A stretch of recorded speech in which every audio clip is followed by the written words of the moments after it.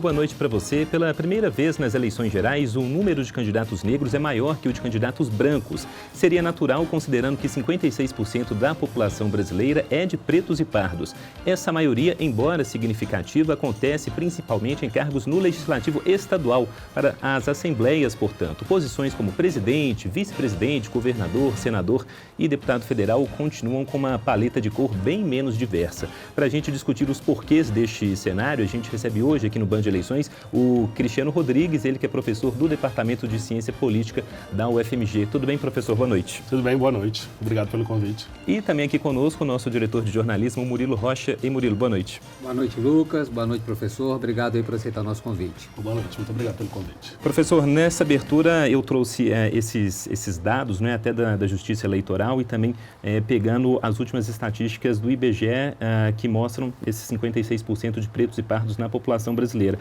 O senhor concorda com esse texto inicial que fala que é significativo sim termos nessas eleições mais pretos e pardos, mas tem esse porém que nesses cargos apenas aí para as assembleias, apenas com algumas aspas, mas apenas para as assembleias? Eu concordo sim, né? Nós temos um longo caminho ainda a percorrer para aumentar a participação de negros na política institucional. Houve algumas mudanças importantes nas legislações nos últimos anos e essas mudanças, nós estamos percebendo o efeito dessas mudanças nessas eleições mais propriamente dita do que acompanhamos em 2020. Nós tivemos uma mudança que foi muito importante, que diz respeito à distribuição proporcional de recursos do Fundo Público de Campanha. E ela foi tomada em 2020, acho que entre agosto e setembro de 2020, então ela não teve efeitos práticos nas eleições municipais. E isso pode ter sido um dos motivos para esse aumento significativo das candidaturas negras. Há outros motivos também, né, mas eu acho que este é um deles. E também houve uma alteração nessa mini-reforma política que nós tivemos, se não me engano, em 2021, em que votos dados a candidatas mulheres e a candidatos negros, eles contam em dobro para que os partidos recebam parte do fundo eleitoral e também do fundo partidário. Então, isso só pode acontecer uma vez, né? Então, o partido ele pode, entre 2022 e 2030, receber uma vez esse dinheiro. Então, alguns partidos, eles vão recrutar candidatos que tenham capacidades de puxar muitos votos, candidatas mulheres e candidatos negros. Então, essas duas medidas, elas foram medidas importantes, no meu ver, para incentivar a participação de mais candidaturas negras nesta eleição. E aí, óbvio, elas acabam indo para as proporcionais e não para as majoritárias, porque, enfim, é onde você tem mais vagas, sobretudo as proporcionais estaduais, né? Então são 27 estados e o Distrito Federal. Então, obviamente, você tem muito mais candidatos nesses espaços e eles tendem a refletir melhor a realidade demográfica daquele estado. Semelhante ao que aconteceu nas eleições municipais. Então, você tem um número relativamente grande de candidatos à vereança, negros, porque se reflete muito a população daquela localidade. O que já é importante, então. O que já é muito importante. Tá. E aí os cargos majoritários, senador, presidente e governadores, esses cargos eles acabam ficando mais na mão do partido para tomar a decisão. O partido exerce muito mais influência em escolher aquele candidato que ele considera que é um candidato competitivo, que é um candidato com chances reais de ser eleito e que normalmente coincide com um candidato que já tem longa trajetória na política, que costumam ser candidatos homens brancos. Agora, professor, pelo que o senhor está falando, então, nessa primeira resposta aí que o senhor deu, é uma boa notícia em parte. É uma boa notícia pelo aumento da participação. Mas eu te pergunto, não corre o risco de acontecer o que acontece, por exemplo, com a legislação aí, né, que determinou uma cota mínima de mulheres e geralmente a gente vê que as mulheres são usadas até como laranja nos partidos, né? Ou seja, são lançadas as candidaturas, mas não recebem dinheiro, não recebem apoio e acabam que não se consegue eleger mulheres. Eu acho que nesse caso também, desse aumento expressivo e importante de candidaturas negras, a gente não corre esse risco também de ser só para os partidos poderem arrecadar mais e acabar também não investindo nessas campanhas? Então, concordo. Há coisas que nós vamos começar a observar nessa eleição, né? Então, nós não temos dados suficientes de pesquisa que garantam afirmar, por exemplo, que os partidos não vão distribuir efetivamente os recursos ou que pode haver um fenômeno que é o fenômeno da reclassificação racial dos candidatos. Então, eu acho que na eleição municipal se discutiu isso, né? Alguns candidatos que se classificaram como como brancos em 2014, que foi quando começou essa exigência pelo TSE, eles foram se reclassificando para pardo ou preto, eventualmente, dali por diante. Então há um risco e há um receio por parte de alguns analistas, né, de que partidos que têm poucos negros aquele candidato branco, por exemplo, que está numa localidade com muitos eleitores negros, ele possa simplesmente transferir a sua cor porque ele acessa o recurso do partido, né? Então, determinados grupos, determinados partidos, eles têm poucos candidatos negros.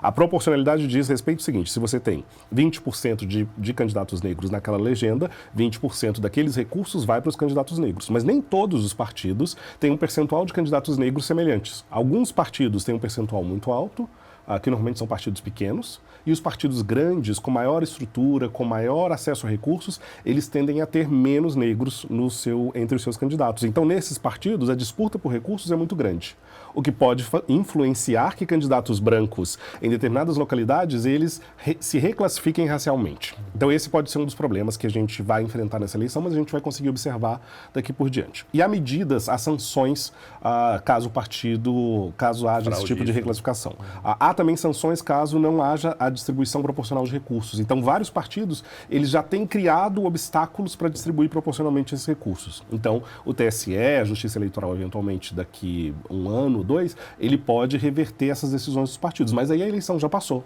Esses candidatos já não foram bem-sucedidos. E aí nós vamos ter que pensar medidas adicionais que revertam esses casos de fraude. De qualquer forma, é positivo, né? Nesse primeiro momento, pelo menos, é positivo. Né? É positivo porque nós não tivemos essa experiência ainda, a gente está testando ela.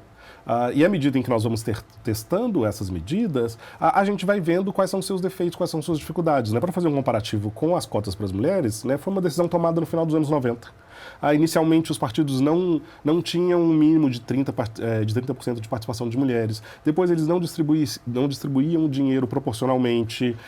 O número de candidaturas laranjas de mulheres era altíssimo e ainda é. Então, várias dessas mudanças foram feitas ao longo do caminho para poder aprimorar uma medida que é uma medida positiva. O mesmo, no meu entender, vai acontecer com as medidas que propõem maior inclusão de negros na política. Elas vão passar por processos, por obstáculos e fraudes, porque é natural de qualquer legislação em política, e a gente vai ter que ajustar e melhorá-la ao longo dos anos. Professor, ainda falando sobre nesse campo aí da legislação, a gente percebe que o Brasil é um país que é sempre preciso uma coisa verticalizada, né? Ou seja, vamos fazer a cota, pegando aqui agora no caso dos negros, antes no caso das mulheres também, mas parece que só assim que o país consegue avançar em alguns pontos. É da característica do Brasil mesmo ter essa necessidade de fazer uma imposição ali de uma coisa para que algum avanço em determinadas áreas sejam feitos? Por exemplo, lei de cotas raciais, só para ficar no exemplo disso, né, dessa imposição de algo. Eu não diria que é uma característica brasileira, mas para ficar no campo da política, né, que é o campo que eu domino melhor, vários outros países, por exemplo, implementaram políticas de inclusão de grupos minoritários, sejam eles raciais ou étnicos ou mulheres na política. Por exemplo, boa parte dos países da América Latina tem medidas de inclusão que vão desde cotas nas legendas a sistemas de paridade, como você tem, por exemplo, no México e na Bolívia. Isso perguntar, então é comum internacionalmente isso? Então isso existe comumente. Por quê? Porque a elite política, ela não é necessariamente um reflexo da nossa população. E não é assim em nenhum lugar do mundo. Porque a política é uma atividade muito cara. Sim. Então, o financiamento político é muito caro, a profissionalização política, ela é cara, ela é extensa, ela é demorada. Então, para que uma determinada pessoa, ela emerja como candidato, ela tem um período anterior ali nos bastidores de trabalho dentro do partido, de criação como é que eu gostaria de dizer? Não é criação de constituinte, mas de relacionamento com a sua base eleitoral, um vínculo com a sua base eleitoral que seja muito forte, que não se constrói em 1, 2, 3 anos. Normalmente é uma construção de décadas. Nós tivemos, no caso do Brasil e em vários outros países, nós tivemos o mecanismo de financiamento privado de campanhas. O financiamento privado de campanhas vai favorecer aqueles indivíduos que ou têm capacidade de captar recursos via suas redes sociais, obviamente são indivíduos que têm ou acesso econômico ou acesso social ou são muito conhecidos. Por isso que figuras públicas, celebridades, acabam recebendo uma grande quantidade de votos porque eles têm uma capacidade muito grande de vender a imagem deles. E alguns nomes aí há anos, décadas, há anos. Né? E a renovação política muitas vezes se dá em núcleos familiares que já estão na política há décadas. Sim. Então, isso não é uma característica única do Brasil. Tá. Ela é uma característica que se reproduz em vários lugares. No Brasil, eu diria que nós temos um distanciamento maior entre a elite política e a população. Sim. Porque nós não temos alguns limitadores, por exemplo, não há limitações de vezes em que o sujeito pode exercer o mesmo cargo eletivo. Até 2014, né, você poderia financiar a sua campanha integralmente com recursos privados. Hoje em dia, essa possibilidade de autofinanciamento diminuiu. Então, nós precisamos criar essas regras, né, que você disse que são verticalizadas, de certa forma, para diminuir esses déficits de representação democrática que nós temos, para que a elite política ela passe a se aproximar um pouco mais da realidade da população brasileira. Claro. E que isso se reflita nas legislações e nas políticas que nós viermos a operacionalizar daqui por diante. Professor, escutando o senhor falar, eu estou pensando no telespectador que está nos vendo, né? Ele pensa o seguinte, realmente a gente pega o perfil hoje de quem representa a população no Congresso, é um homem branco, empresário, isso, geralmente, exatamente. E aí nós temos esse dado que 56% do eleitorado brasileiro é negro. Aí a pessoa que está vendo talvez a TV pensa, mas não é fácil quebrar isso? Vamos dizer, se a população negra decidir votar em candidatos negros, obviamente vai eleger uma grande quantidade de candidatos negros. Por que essa equação não é tão fácil assim? Quais são os elementos sociais, históricos aí que não permitem que, pelo menos nesse momento do Brasil ainda, não tenhamos essa realidade? É uma questão de oferta, né? Para que eleitores possam votar num candidato, esse candidato precisa existir. Para que esse candidato exista, o partido precisa ter investido nele. Então, nós temos um sistema eleitoral, né? O sistema proporcional significa, e o sistema, né, o modo como a gente determinou os quocientes eleitorais, faz com que, numa legenda qualquer, apenas um percentual muito reduzido dos candidatos sejam efetivamente competitivos. Então, vamos dizer aqui que por volta de 10% dos candidatos nas legendas, eles sejam efetivamente competitivos. O partido, para que ele não sofra com a cláusula de barreira, para que ele consiga o quociente eleitoral, ou seja, o quociente eleitoral é essa, né, a quantidade de votos mínimos para que aquele partido tenha assentos no legislativo. Para que ele consiga isso, ele vai investir o máximo de dinheiro naqueles candidatos que têm condições de puxar votos. Esses candidatos tenderão a ser candidatos homens, com dinheiro ou com capacidade de captar recursos. Os demais candidatos, eles vão estar ali meio que fazendo figuração. Preenchendo ali um espaço para ter 1 votinho, 2 votinhos, 5 votinhos. Mas assim, o grosso dos votos, nas eleições proporcionais, ela vai para esses candidatos. Então nós não podemos responsabilizar o eleitor por não fazer essa mudança, porque na realidade é o sistema político, o sistema eleitoral e os partidos que determinam quais são os candidatos que são ofertados para a gente. E em quais condições. Então, ele até pode ter, por exemplo, imaginamos um partido muito pequeno, né? O que eu sei das minhas pesquisas e pesquisas que eu acompanho, que é, os candidatos negros, normalmente eles estão em 2 tipos de legenda. Eles estão nas legendas pequenas de direita, e aí normalmente eles vêm do associativismo religioso, sobretudo evangélico, e eles estão nos partidos pequenos de esquerda, e aí eles vêm do associativismo civil. Né, movimentos sociais, sindicalismo, por assim dizer, e assim por diante. Esses candidatos, normalmente, eles são aspirantes novos na política. Eles nunca concorreram a cargos eletivos antes. Eles não participam ativamente dos partidos. Os partidos recebem quase nada do fundo eleitoral, do fundo partidário. Então, esses partidos não têm condições de promover essas candidaturas. E eles, muitas vezes, não sabem como usar os próprios recursos, porque o recurso das campanhas começa a aparecer por volta de julho, agosto. E a campanha é setembro. Um candidato bem preparado já está fazendo campanha desde o ano passado. Às vezes com recursos próprios, às vezes se endividando para pagar mais tardiamente. E ele tem assessores, e ele tem um comitê de campanha, ele tem uma série de recursos que o candidato que não conhece o partido, que não está integrado no partido e que decidiu concorrer de última hora, não consegue ter. Olha, a discussão está super interessante, o Band de Eleições está indo aqui para o seu intervalo e volta já já.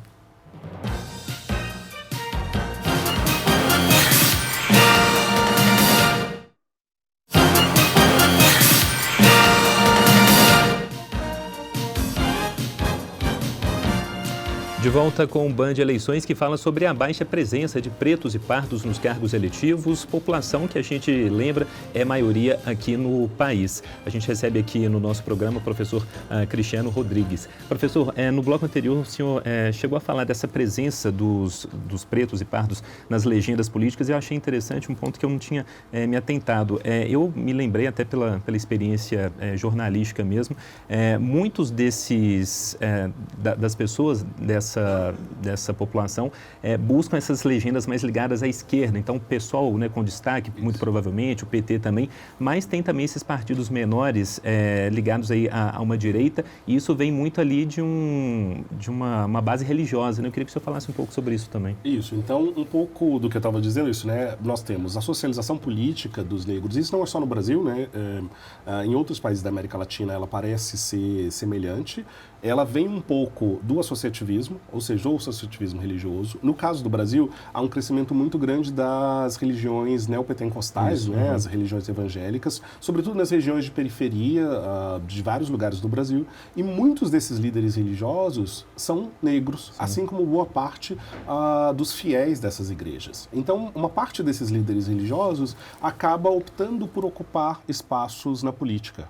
Um pouco porque me parece que é uma decisão mesmo de uma série de denominações religiosas, né, dessas igrejas neopentecostais, de ocuparem espaços na política. Assim, me parece que é uma decisão deliberada desses grupos. E aí os outros que vêm de vários movimentos sociais podem ser dos movimentos negros, dos movimentos por educação, sindicalismo e vários outros. LGBT e tantos outros. Aí você tem normalmente uma interseção com a raça também, né?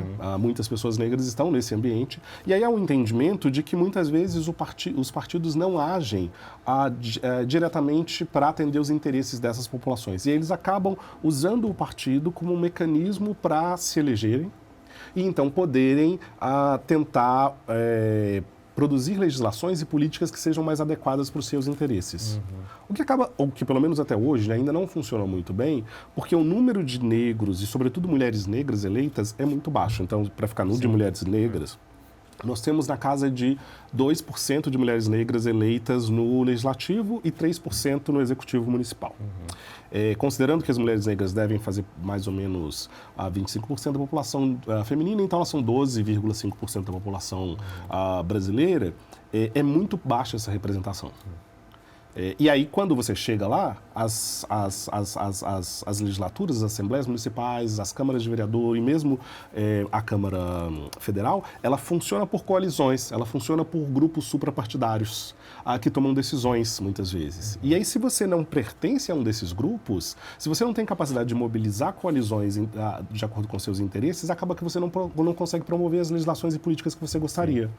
Então, eleger uma mulher, um homem negro, uma pessoa LGBT, ela tem uma importância simbólica muito grande, mas do ponto de vista da vida prática do funcionamento do legislativo, acaba que ela funciona pouco. Por isso que o aumento de candidaturas que nós estamos vendo agora, ele é muito positivo, porque a gente pode vir a ter candidaturas mais bem-sucedidas, e com candidaturas mais bem-sucedidas, a gente pode ter uma taxa de conversão, né, uma taxa de passagem dessas candidaturas para políticos eleitos que seja elevada e produzir essas coalizões suprapartidárias voltadas para interesses mais diversos da população brasileira.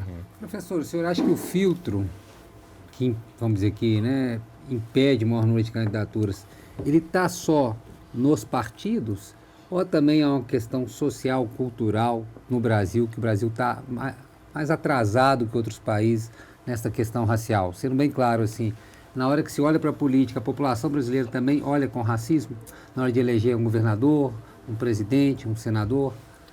Eu não saberia afirmar isso categoricamente, considerando que nós não temos pesquisas, dados suficientes que garantam isso, né? Eu posso opinar e dizer opinativamente o que eu acho. Eu creio o seguinte, nós já tivemos na tradição brasileira, nós já tivemos governador do Rio Grande do Sul que foi negro, governador do Espírito Santo, a candidata a presidente com altos índices de intenção de voto, como a Marina Silva, que é uma candidata negra, senador como Paulo Paim, que é um senador negro com uma carreira relativamente longeva. Então nós temos políticos negros que se apresentam competitivamente. Benedita da Silva, que é uma política negra do Rio de Janeiro, que chegou a ser vice-governadora. Nós temos candidatos negros que conseguem ser bem votados e conseguem ser bem-sucedidos politicamente, obviamente. Nós tivemos a Áurea Carolina, que em Belo Horizonte, que foi vereadora, a deputada federal. Então existem esses candidatos, por mais que eles sejam as exceções e não a regra. Então eu não posso dizer que é o eleitor, um pouco porque eu estou pensando, né, que a estrutura ela vai criando dificuldades para que esses candidatos se apresentem, mas pode existir sim. né? Pode existir um viés do eleitor que não queira escolher esses candidatos. Mas para a gente saber se há um viés do eleitor, a gente precisa ter candidatos negros e candidatos brancos competindo em igualdade de condições. Porque aí, se nós tirarmos todas as outras condições, recursos, tempo de TV e rádio, incentivo partidário, e sobrar só alguma outra coisa que explique o não sucesso ou o sucesso, a gente pode dizer que exista racismo dos eleitores, por parte dos eleitores, e então pensar como mitigar, como resolver esse problema do racismo. Mas enquanto todas as outras condições, que são aqueles maiores preditores do sucesso eleitoral de um candidato, forem diferentes para brancos e negros, eu não consigo afirmar isso. Perfeito. Professor, a gente jornalista e, sobretudo agora nesse período de campanha eleitoral, tem muito por mania de colocar todo mundo no mesmo bloco, né? Então a gente fala os evangélicos, os negros, as mulheres, né? Como se fosse um bloco monolítico. A gente sabe que definitivamente não são. Isso. A gente comentava há pouco, né? Tem os candidatos negros que, por exemplo, escolhem os partidos, as legendas aí de esquerda, as legendas de direita também, mas a gente consegue falar em pautas que seriam seriam iguais, que poderiam ser discutidas para essa população, ou a realidade é tão diversa que é impossível a gente colocar isso aqui na mesa? Acho que é possível, sim. Ou eu poderia fazer um paralelo com as mulheres, por exemplo. Favor. Nós temos um conjunto significativo de estudos sobre a atuação legislativa de mulheres, por exemplo. E esses estudos mostram que, por exemplo, uma mulher que se elege pela direita e que teria pautas mais conservadoras, quando ela está no legislativo, ela acaba votando mais favoravelmente a temas que são de interesse das mulheres. Porque mesmo ela tendo uma socialização conservadora, ela, de certa forma, passa por experiência do sexismo, da misoginia, da discriminação por gênero, que são, ainda que sejam qualitativamente diferentes, por exemplo, de uma mulher pobre ou de uma mulher de esquerda, faz com que ela seja mais empática em relação aos interesses daquela mulher. Então, eu presumo que candidatos negros, mesmo que eles venham, por exemplo, do associativismo religioso, em que eles vão ter pautas um pouco mais conservadoras. Os evangélicos tendem a ser mais conservadores em relação a algumas pautas do que os candidatos de esquerda. Eles também serão mais empáticos. Se eu pudesse citar um nome, nós temos a Thieron. A Thieron é uma candidata, ela é deputada federal, não sei se ela ainda é deputada federal, mas ela foi eleita deputada federal pela Bahia, e ela é uma candidata que vem das religiões evangélicas. E quando nós avaliamos como ela vota no legislativo, ela vota de maneira muito semelhante aos interesses de mulheres e negros, apesar de ter sido eleita por uma pauta conservadora. Então, eu acho que há, sim, uma linha comum entre esses candidatos e que pode se reverter em políticas que favoreçam. Porque as políticas que interessam as pessoas negras, elas têm a ver com diminuição da discriminação, maior acesso ao mercado de trabalho, maior acesso à educação, e contra a violência policial. Então, esses temas, eles tendem a ser temas que reúnem e que unem bastante a população negra. E eles podem ser suprapartidários e supraideológicos. Interessante. Professor, eu queria sair um pouco desse assunto, logicamente ainda dentro da questão racial, mas desse assunto específico dos candidatos. Queria ouvir a opinião do senhor sobre essa discussão de políticas identitárias, né? Hoje, há dois movimentos claros no Brasil, vamos dizer assim, pode fazer uma divisão em dois grandes grupos, conservadores e progressistas. No campo conservador, essa discussão não entra, e no campo progressista há, vamos dizer, um racha, né? Tem gente que acha que não se deve investir, pelo menos numa campanha, não se deve discutir abertamente as políticas identitárias, a preço talvez de afugentar o eleitor. Como é que o senhor vê essa discussão? Acho que elas devem ser pensadas em dois momentos, assim, né? Todo grupo, ele tem no seu interior muita diversidade. Por exemplo, entre as mulheres vai haver muita diversidade, entre os negros vai haver muita diversidade, entre os LGBTs vai haver muita diversidade. E vai haver, como eu estou mencionando, por exemplo, aqui entre os negros que são de direita, negros que são de esquerda, de centro, que vão defender pautas diferentes. Quando a gente está no período eleitoral, sobretudo para as candidaturas majoritárias, quando a gente migra para determinados temas que são temas espinhosos da sociedade, a gente cria uma cisão nos eleitores. É difícil que o eleitor comum, e no tempo que nós temos durante as campanhas eleitorais, que esse eleitor comum consiga entender o que são determinados assuntos. Ele pode entender que aqueles assuntos são divisivos, que eles estão indo para um caminho alternativo em relação ao caminho do debate da economia, do debate da educação, do debate da saúde, do debate da segurança pública, que normalmente são os temas centrais de uma eleição majoritária. Então, o eleitor, ele se afugenta com isso. E os próprios políticos, eles não têm capital social, teórico e político para discutir isso, porque normalmente esses políticos, eles não são dos grupos e eles não têm uma socialização sobre aqueles temas. Então, você cria muito mais problema ao debater esses temas do que soluções no período eleitoral. Além disso, há algumas decisões que elas precisam ser tomadas contra o desejo da maioria. Então, a democracia não é a ditadura da maioria. Isso não é democracia. A democracia é você fazer coexistir interesses das minorias com os interesses das maiorias. E, às vezes, os interesses da minoria são contraditórios aos interesses da maioria. Por exemplo, se eu quero fazer distribuição de renda, ou distribuição, essa provavelmente é uma demanda que vai sofrer muita crítica nas classes médias e nas classes altas. Mas ela é necessária para as classes baixas. Talvez a política de cotas seja um exemplo. A política de cotas é um exemplo. Então, ela precisa ser tomada a despeito da opinião pública ser contrária a ela, porque ela é, a médio e a longo prazo, a melhor decisão política possível. Perfeito. Então, ela não pode ser pensada apenas como na sua dimensão eleitoral. Ela é muito mais do que isso. Por isso, essas questões identitárias, elas são muito importantes. Elas precisam ser debatidas, mas elas não podem estar concentradas dentro do período eleitoral, sob risco de ser ruim para todo mundo. Ótimo. Caminho longo aí, portanto, né, para o Brasil percorrer, mas agradecendo demais aqui a presença do professor Cristiano Rodrigues para este debate e até uma próxima oportunidade, professor. Muito obrigado, Lucas. Obrigado, Murilo. Um prazer estar com vocês. E Murilo, obrigado também. Obrigado, Lucas. Boa noite, professor. Boa noite. A Band Eleições terminando por aqui. Você sabe, você pode rever este programa lá na nossa página no YouTube, a Band Minas. Todo o conteúdo do jornalismo aqui da Band em Minas Gerais. Para você, uma boa noite.